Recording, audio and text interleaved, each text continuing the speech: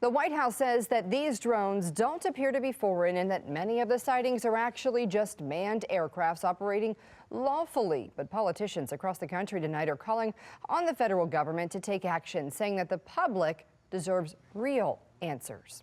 We have team coverage on a local and national level. Let's begin with Fox 45's Vincent Hill and the most recent drone spottings right here in Baltimore. Vince.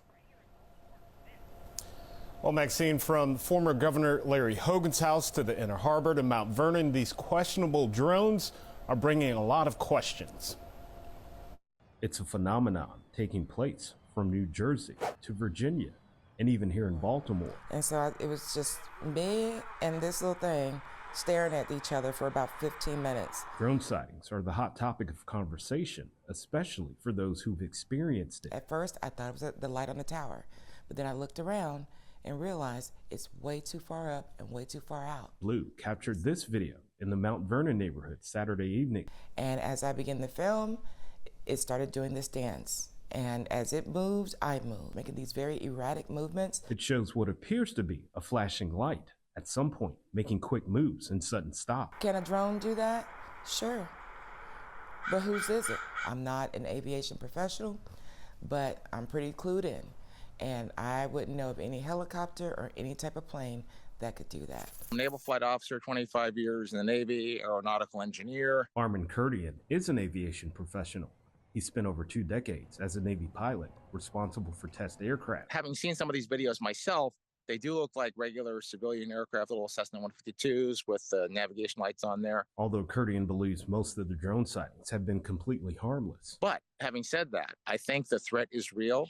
And 20 some odd years after 9/11, we still haven't fully secured our airspace or know what's actually flying inside of it. Kurdian pointing to the possible threat of terror. But it is very possible that there are other entities, domestic or foreign, that are using these drones to either test our security, they're taking photographs, they're trying to intercept these communications, because that is how our adversaries are going to beat us. Meanwhile, at the White House, on review of available imagery, it appears that many of the reported sightings are actually manned aircraft. Top officials appear to be downplaying the multiple sightings being reported. Frankly, I would love to see anybody in government say, hey, we need to do better. Perhaps we made a mistake. We're not being as effective. Don't gaslight the American public and say everything's fine.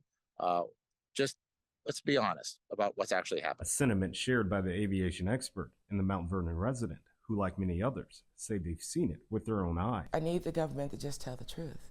I need the government to understand that we're big enough to be able to handle it. And you may recall former Governor Larry Hogan posted a video to his X showing what appear to be drones around his home in Davidsonville. He's now asking the federal government to investigate. For now, we're live in Baltimore. Vincent Hill, Fox 45 News. I'm Kai Jackson. Thank you for watching. Here's another video to watch. Also, please take a moment to subscribe to our channel.